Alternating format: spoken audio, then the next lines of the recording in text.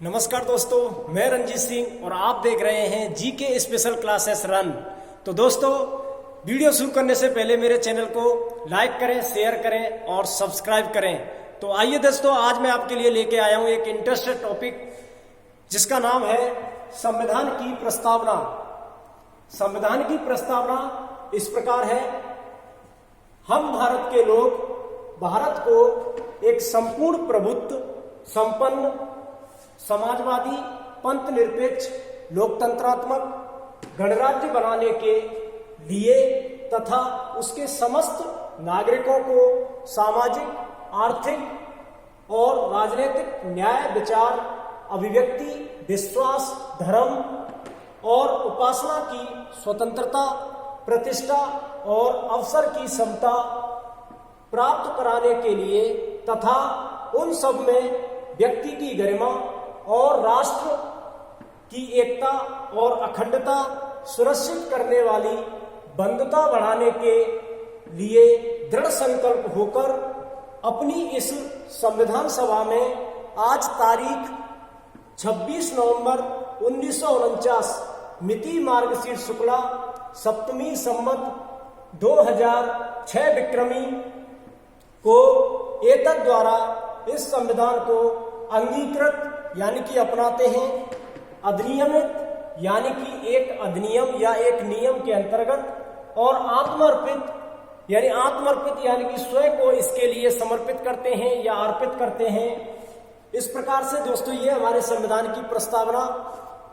इस प्रस्तावना में उद्देश्य प्रस्ताव जब पंडित जवाहरलाल नेहरू जी के द्वारा 13 दिसंबर 1946 को प्रस्तुत किया गया था या पारित किया गया था, तो उसी उद्देश्य प्रस्ताव के आधार पर हमारी संविधान सभा के संवैधानिक सलाहकार BN राव ने इस प्रस्ताव का प्रारूप तैयार किया था और प्रख्यात संवैधानिक विशेषज्ञ NA पालकीवाला ने इसे संविधान सभा को यानी कि संविधान की प्रस्तावना को एक परिपत्र कहा है, यानी कि सर्कुलर ऑफ द कॉन्स्टिट्यूशन कहा है।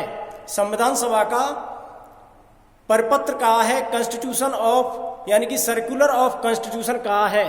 दोस्तों, इस चीज को याद रखें, यह अधिकतर पेपर में पूछा जाता है। और आगे 42वें संविधान संशोधन यानी कि 42वें संविधान संशोधन 1976 के द्वारा हमारे संविधान की प्रस्तावना में 3 शब्द जोड़े गए जो इस प्रकार है। 42वें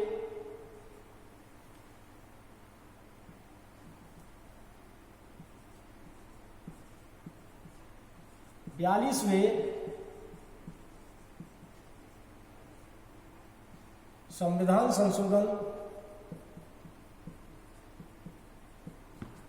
1976 के द्वारा 3 शब्द जोड़े गए।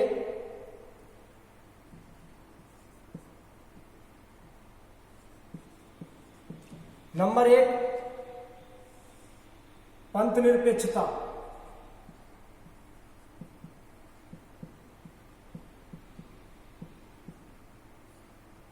नंबर 1, पंथ निरपेक्षता।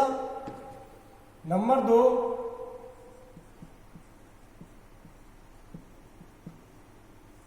समाजवाद। और नंबर 3, अखंडता।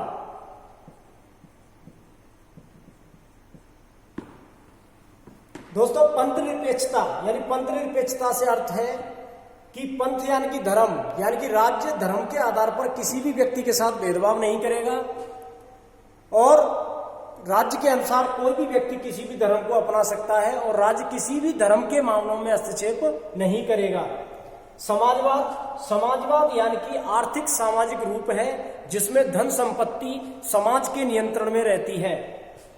अखंडता का अर्थ है कि जो खंड ना हो, अखंड हो, यानी कि हमारा भारत देश, उदाहरण के लिए हमारा भारत देश कई राज्यों का संघ है जो एकता के सूत्र में बंधा हुआ है, यानी कि जो खंड ना होकर के फिर भी एकता के सूत्र में पिरोया हुआ है, तो वो कहलाता है अखंडता, यानी कि जो बटा हुआ ना हो।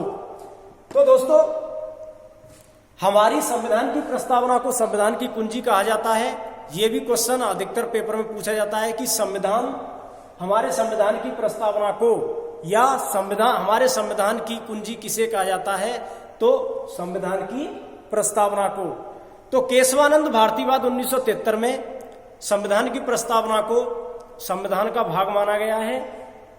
और इस प्रकार दोस्तों इसी टॉपिक से आपका कोई भी क्वेश्चन, किसी भी एग्जाम में आने वाला कोई भी पूछे जाने वाला कोई भी क्वेश्चन इस वीडियो से या इस टॉपिक से बाहर नहीं जाएगा। इसलिए इस वीडियो को पूरा देखिए और अच्छी लगी हो तो दोस्तों इस वीडियो को लाइक कीजिए, शेयर कीजिए और सब्सक्राइब कीजिए।